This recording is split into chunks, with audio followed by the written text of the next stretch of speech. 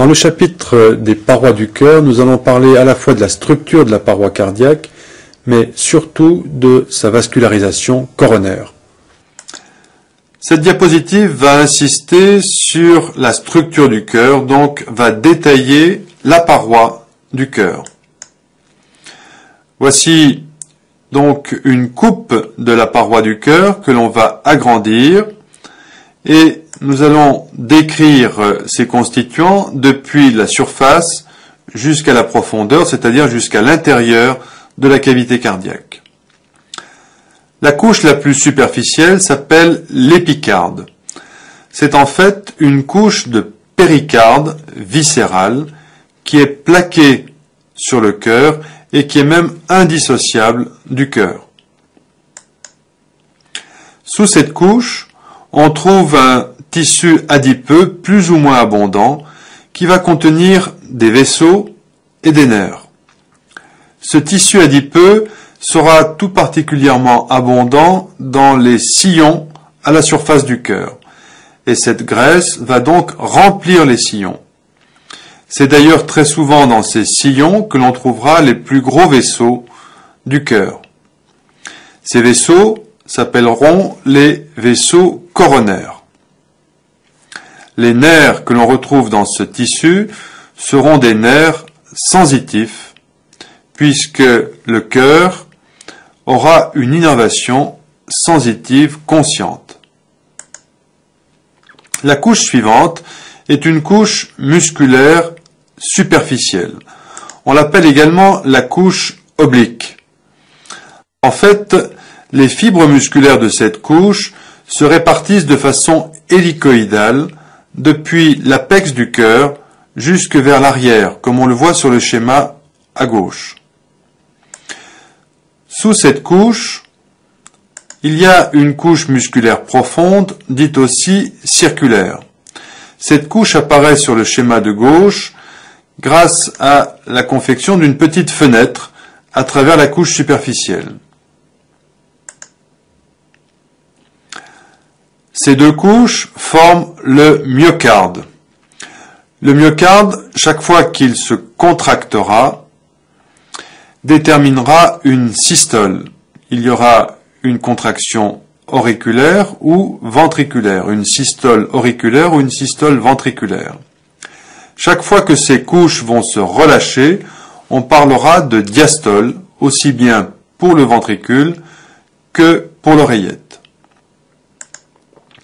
En dessous du myocarde, encore plus près de la cavité cardiaque, il y a une couche qui contient par endroits du tissu excitoconducteur.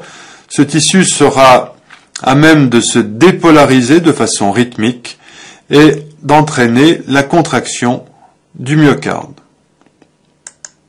Enfin, la dernière couche, celle qui est au contact du sang qui remplit les cavités, s'appelle l'endocarde. Il faut insister maintenant sur la grande richesse d'innervation du cœur. Le cœur dispose d'un plexus cardiaque, d'un plexus nerveux cardiaque, qui va prendre place au-dessus de lui, sous l'arc aortique et en arrière de l'arc aortique. Dans ce plexus cardiaque, nous allons trouver trois types d'innervation. Une innervation parasympathique qui va provenir des nerfs vagues gauche et droit. Une innervation sympathique qui va provenir des nerfs cardiaques. Ces nerfs cardiaques vont provenir des niveaux C3 à T4 de la moelle. Et enfin, une innervation consciente, sensitive, qui est transportée par ces mêmes nerfs cardiaques. Et ces nerfs sensitifs sont, en cas de souffrance du cœur, responsables du tableau douloureux du cœur qu'on appelle l'angor pectoris ou encore l'angor tout court, ou aussi l'angine de poitrine. C'est-à-dire que chaque fois que le cœur va souffrir, essentiellement pour des raisons de souffrance vasculaire, pour des raisons d'ischémie, eh bien, ce sont ces nerfs qui vont transporter la douleur de la souffrance cardiaque. Et cette douleur aura des irradiations sensitives extrêmement variées dans la mesure où ces nerfs sensitifs vont être transportés par des nerfs qui s'échelonnent des niveaux C3 à T4. C'est pour cette raison, par exemple, que la douleur classique de l'angine de poitrine pourra se propager jusque dans la mâchoire ou dans la région du carpe gauche. Cette diapositive va présenter l'ensemble du tissu excitoconducteur ou cardionecteur du cœur. Pour faire apparaître ce tissu, nous allons utiliser cette vue droite du cœur avec une ouverture large de l'atrium droit et du ventricule droit. Le tissu cardionecteur va être responsable d'une dépolarisation automatique rythmique qui sera transmise à toutes les fibres musculaires de voisinage. Ce tissu cardionecteur n'est pas réparti de façon équitable au niveau de la surface du cœur. Il y a en fait des zones de concentration de tissu cardionecteur. La première de ces zones forme le nœud sinusal ou sino-atrial. C'est une zone lenticulaire mince de 2,5 cm de diamètre et de 0,2 cm d'épaisseur. Cette zone est située à la face dorsale de l'atrium droit, proche de la terminaison de la veine cave crâniale. Cette zone est la seule qui soit en contact avec le plexus cardiaque, c'est-à-dire que toutes les afférences et efférences nerveuses du plexus cardiaque vont converger vers le nœud sinusal. Dans ces afférences et efférences, il y aura autant de fibres nerveuses sympathiques que parasympathiques. Le système sympathique étant globalement responsable d'une accélération du rythme cardiaque et le système parasympathique responsable d'un ralentissement du rythme cardiaque. La deuxième concentration de tissu cardionecteur prend place au centre du cœur, à la jonction entre les atria et les ventricules. On parle de nœud atrio-ventriculaire. Voici un agrandissement de la cloison centrale du cœur, c'est-à-dire du septum central du cœur. C'est dans ce septum que prend place le nœud atrio-ventriculaire. Voici une vue plus générale des cavités cardiaques et l'on retrouve le nœud atrio-ventriculaire entre les cavités gauche et droite dans la cloison septale. Voici ici la valve mitrale et la valve tricuspide symbolisées chacune par deux cuspides. Le nœud atrio-ventriculaire est donc exactement entre ces structures. Il se prolonge par un faisceau de tissu cardionecteur qu'on appelle le faisceau atrio-ventriculaire. Ce faisceau, dans le septum interventriculaire, se divise en deux branches, une branche gauche et une branche droite.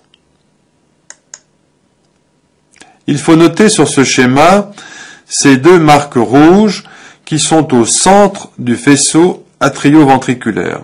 Ces deux marques correspondent à une artère du nœud atrio-ventriculaire. En effet, le tissu cardionecteur, comme tout le tissu musculaire du cœur, doit recevoir une vascularisation permanente extrêmement riche. Il y a donc une artère dédiée à chacun des nœuds sinusal et atrio-ventriculaire. Au niveau du nœud atrio-ventriculaire, il y a une artère qui va traverser, qui va perforer le faisceau atrio-ventriculaire pour nourrir ces structures. Nous verrons plus loin qu'une interruption de la circulation sanguine dans cette artère va entraîner irrémédiablement une nécrose de ce tissu cardionecteur et donc la disparition du faisceau atrio-ventriculaire. Le tissu cardionecteur ou excitoconducteur va donc se répartir entre les deux ventricules droit et gauche. Voici ici un ventricule droit ouvert sur son bord droit, et dans la cavité du ventricule droit, nous voyons le nœud atrioventriculaire dans la transparence du septum interventriculaire qui se prolonge par le faisceau atrioventriculaire. Ces deux structures traversent la pars membranacea, cette partie fragile et très mince du septum interventriculaire, puis de là part la branche droite du faisceau atrioventriculaire qui va parcourir la trabécule septomarginale et se terminer jusque dans le muscle papillaire antérieur. Du côté gauche, voici une vue du ventricule gauche ouvert largement sur son bord gauche, et nous voyons à la suite du faisceau atrioventriculaire la branche gauche se diviser, se ramifier en éventail dans la paroi septale. Vous voyez qu'ici, les ramifications sont nombreuses et que la branche gauche est extrêmement courte avant sa division. Le tissu excitoconducteur est capable d'une dépolarisation automatique et rythmique. Chaque partie du tissu excitoconducteur est capable d'une dépolarisation à un rythme propre. Le rythme de dépolarisation du nœud sinusal est de 70 par minute. C'est-à-dire que 70 fois par minute, une onde de dépolarisation va quitter le nœud sinusal pour parcourir les parois atriales et se terminer sur le nœud atrioventriculaire. Ce nœud atrioventriculaire a lui un rythme de dépolarisation de 30 à 40 fois par minute. En dessous de lui, le myocarde aura un rythme de dépolarisation spontanée de 20 fois par minute. La dépolarisation peut naître partout dans la masse cardiaque, mais le centre le plus rapide à se dépolariser va imposer son rythme propre. C'est-à-dire que le nœud sinusal va imposer la dépolarisation au reste du système cardionecteur. Et ainsi, il y aura tout d'abord une systole atriale due à la dépolarisation du nœud sinusal et à l'onde de dépolarisation qui parcourt les atria, puis une systole ventriculaire. Voici maintenant, sur cette diapositive, l'armature, le squelette du cœur, sur lequel va se fixer l'ensemble du système valvulaire du cœur. Voici une vue latérale gauche du cœur, et nous allons réaliser une coupe oblique passant par le plan marqué en rouge pour montrer comment le cœur va recevoir une armature fibreuse à la jonction entre les atria et les ventricules. Sur une vue supérieure de cette coupe, cette structure fibreuse apparaît ici en vert. Il existe ainsi ventralement un premier anneau fibreux qui entoure l'orifice pulmonaire, puis en arrière de lui un anneau fibreux aortique autour de l'orifice aortique. L'orifice aortique apparaît sur cette vue et l'on peut ainsi voir les trois valves semi-lunaires de l'aorte avec l'origine de deux artères coronaires qui naissent au-dessus des valves antérieures gauche et droite. Il existe en arrière de ces deux anneaux pulmonaires et aortiques deux anneaux fibreux pour chacun des orifices atrioventriculaires, ici à gauche l'orifice mitral et l'orifice tricuspide à droite. Dans l'espace restant entre ces structures, il y a ici le nœud atrioventriculaire qui prend place donc entre les cavités atriales gauche et droite, dans le septum interatrial du cœur. Sur cette coupe oblique qui sépare les atria des ventricules, nous allons mettre en place maintenant tout le système valvulaire que nous avons eu l'occasion d'étudier jusqu'alors. Et nous allons donc commencer ventralement par l'orifice pulmonaire qui est fermé par trois valves semi-lunaires, une valve ventrale, une valve dorsale gauche et une valve dorsale droite. En arrière de cet orifice pulmonaire prend place l'orifice aortique au centre du schéma. Cet orifice porte lui aussi 3 valves semilunaires, mais leur disposition est inversée. Il existe une valve ventrale gauche, une ventrale droite et une valve dorsale. En arrière, on trouve du côté gauche l'orifice mitral, avec ses cuspides septales et pariétales, et à droite l'orifice tricuspide, avec une cuspide septale, une ventrale et une dorsale. Nous allons maintenant parler des artères coronaires, qui sont les artères nourricières des parois du cœur. Ces artères, lorsqu'on observe une pièce de dissection, disparaissent dans le tissu graisseux qui remplit les sillons à la surface du cœur. Ces artères siègent au fond des sillons. Elles ont un trajet sinueux, comme on peut le voir sur cette vue. Ce trajet sinueux leur permet de s'adapter au changement de forme de la masse cardiaque lors du passage à un stade de contraction ou de relâchement. Voici sur ce schéma maintenant le principe de circulation des artères coronaires. Il y a en fait 2 artères coronaires, une gauche, une droite, et leur nom provient du fait qu'elles assurent une circulation en couronne autour du cœur. L'artère coronaire gauche apparaît ici en pointillé car masquée par le tronc pulmonaire, puis elle donne une artère circonflexe qui contourne le bord gauche du cœur et une artère interventriculaire antérieure qui siège dans le sillon entre les 2 ventricules et qui va se prolonger sur quelques centimètres à la face inférieure du cœur, la face diaphragmatique du cœur. L'artère coronaire droite naît de l'aorte ascendante, elle contourne le bord droit du cœur et se place sous le cœur pour rejoindre le sillon interventriculaire postérieur. Elle prend alors le nom d'artère interventriculaire postérieure. La circulation coronaire est une circulation terminale, c'est-à-dire qu'il n'y a jamais d'anastomose entre les artères coronaires et que l'obstruction d'une artère coronaire entraîne automatiquement la mort, la nécrose, c'est-à-dire l'infarctus du tissu cardiaque qui est en aval. Voici présentée l'origine des artères coronaires sur cette vue supérieure du cœur. Nous allons agrandir l'espace carré en rouge pour montrer que ces 2 artères coronaires gauche et droite prennent leur origine de l'aorte ascendante. Voici ventralement l'orifice pulmonaire ou ostium pulmonaire et en arrière de lui l'ostium aortique, légèrement décalé vers la droite.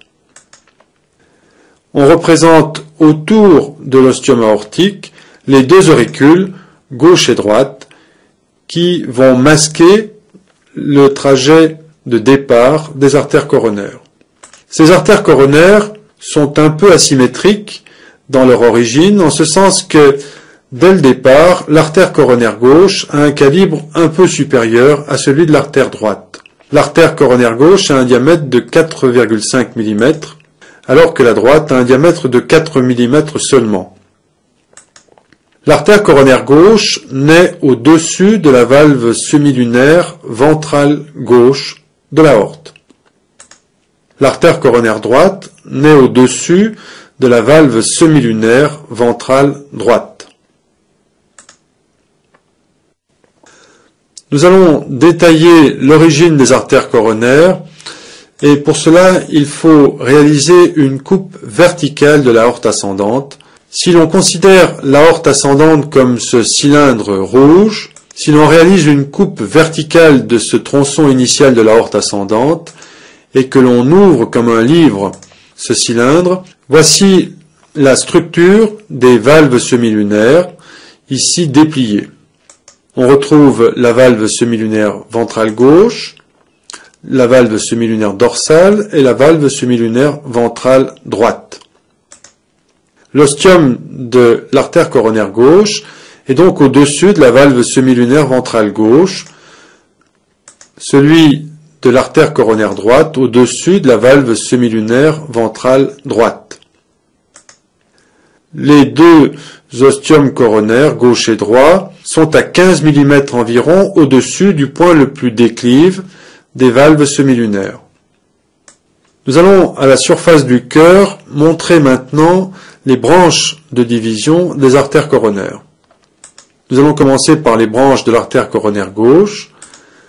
Sa branche la plus importante est l'artère interventriculaire antérieure qui va occuper tout le sillon interventriculaire antérieur jusque vers l'apex du cœur, et cette artère va même se prolonger en dessous, c'est-à-dire dans le sillon interventriculaire postérieur, sur quelques centimètres.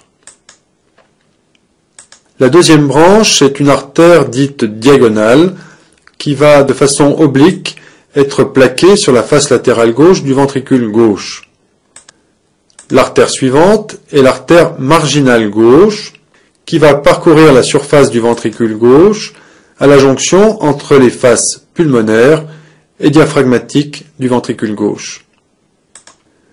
Puis en 4, nous traçons l'artère circonflexe qui parcourt le sillon atrio-ventriculaire gauche pour rejoindre la face diaphragmatique du cœur, à proximité de la croix des sillons, sans l'atteindre. Il existe de façon inconstante une artère destinée au nœud sino-atrial. Cette petite artère en 5 va se diriger vers l'arrière, passer sur le toit de l'atrium gauche et rejoindre le nœud sino-atrial. Pour l'artère coronaire droite, il faut insister sur sa branche la plus importante, qui est l'artère interventriculaire postérieure, qui occupe la quasi-totalité du sillon interventriculaire postérieur, sans jamais s'anastomoser avec l'artère interventriculaire antérieure. Il existe une petite artère marginale droite, représentée en 7, et là encore, de façon inconstante, une artère du nœud sino-atrial qui va rejoindre le nœud de tissu cardionnecteur en passant entre l'aorte ascendante et la terminaison de la veine cave crâniale. Le nœud sino-atrial peut donc recevoir une circulation artérielle soit de l'artère coronaire gauche, soit de l'artère coronaire droite. Enfin, il faut insister sur l'artère du nœud atrio-ventriculaire, en 9 sur le schéma, qui va naître de l'artère interventriculaire postérieure au niveau de la croix des sillons et qui va s'enfoncer verticalement dans le sens caudocrânial en direction du nœud atrio-ventriculaire. Voici sur une coupe passant par les deux ventricules la répartition des branches des artères coronaires afin de montrer comment l'artère coronaire gauche va prendre en charge beaucoup plus que la moitié des parois du cœur. Voici sur cette coupe tout d'abord l'artère interventriculaire antérieure, branche de l'artère coronaire gauche. Et à l'opposé, l'artère interventriculaire postérieure, branche de l'artère coronaire droite. De ces deux artères interventriculaires naissent des branches qui vont s'enfoncer dans le septum interventriculaire et la branche interventriculaire antérieure prend en charge les 2/3 de ce septum. Voici l'artère diagonale gauche, puis l'artère marginale gauche pour nourrir le ventricule gauche. L'artère marginale droite est une branche de la coronaire droite. Voyez que le territoire de l'artère coronaire gauche, qui apparaît sur le schéma marqué par ces pointillés, est beaucoup plus important que la moitié gauche du cœur, puisque des branches de l'artère interventriculaire antérieure vont même parcourir la trabécule septomarginale et rejoindre les muscles papillaires de la cavité ventriculaire droite. Par contre, voyez qu'une partie de la face dorsale du cœur va être prise en charge par l'interventriculaire postérieur, y compris au niveau d'une partie du ventricule gauche. Nous allons représenter cette notion sur une coupe sagittale qui passe par le plan septal du cœur pour montrer à la fois la cloison interauriculaire et la cloison interventriculaire. Voici la trajectoire de l'artère interventriculaire antérieure qui est ici dans le sillon entre les deux ventricules et à l'opposé, à la face diaphragmatique du cœur, l'artère interventriculaire postérieure. Ce schéma insiste tout d'abord sur l'origine de l'artère du nœud atrioventriculaire. Et ensuite, la zone en pointillé montre que la charge de l'artère interventriculaire postérieure est bien moindre que celle de l'artère interventriculaire antérieure, puisque les 2/3 du septum sont vascularisés par l'IVA et 1/3 seulement par l'IVP. Cela signifie que l'artère coronaire gauche prend en charge une très grande partie de la paroi musculaire des deux ventricules, et qu'en cas d'obstruction de cette artère coronaire gauche, c'est une très grande partie de la fonction ventriculaire du cœur qui va être altérée. Par contre, si l'artère coronaire droite a en charge une surface musculaire moins grande, elle peut être responsable lors de son obstruction d'une nécrose, d'un infarctus du nœud atrioventriculaire, et dans ces cas-là, si le nœud atrioventriculaire ne fonctionne plus, ne se dépolarise plus, il y a un risque d'asynchronisme entre les contractions ventriculaires et auriculaires, avec très rapidement une altération du débit cardiaque. La circulation veineuse coronaire est présentée ici sur ces trois schémas, et nous commençons par la volumineuse veine coronaire gauche qui parcourt le sillon interventriculaire antérieur. Cette veine se place ensuite dans le sillon atrioventriculaire gauche. Elle est rejointe en deux par la veine marginale gauche et elle glisse ensuite à la face inférieure du cœur. Elle reçoit la veine oblique de l'atrium gauche en 3, ainsi que plusieurs veines postérieures du ventricule gauche. La veine coronaire droite est beaucoup plus courte, de plus petit calibre également. Elle apparaît dans le sillon atrioventriculaire droit et elle passe en avant de l'orifice de terminaison de la veine cave caudale. Elle converge vers la veine interventriculaire postérieure et l'ensemble des circulations gauche et droite rejoint le sinus coronaire, marqué en 7. Ce sinus coronaire est une très volumineuse veine qui remplit l'espace de la croix des sillons et qui traverse la paroi de l'oreillette droite pour se terminer dans les cavités droites. Ainsi donc, la quasi-totalité de la circulation coronaire du cœur rejoint directement l'oreillette droite, mais il existe une circulation accessoire par un système de drainage autonome. Ainsi, en 8 apparaissent deux petites veines ventriculaires droites. Ces petites veines ventriculaires droites vont rejoindre les cavités droites au niveau de l'anneau fibreux du cône d'éjection de l'atrium droit que nous avons dessiné lors de l'étude des cavités cardiaques. Il y a également de petites veines atriales, gauche et droite, qui rejoignent la cavité atriale droite. Ces veines s'appellent les veines minimes du cœur. En 9, 3 de ces petites veines sont ici représentées.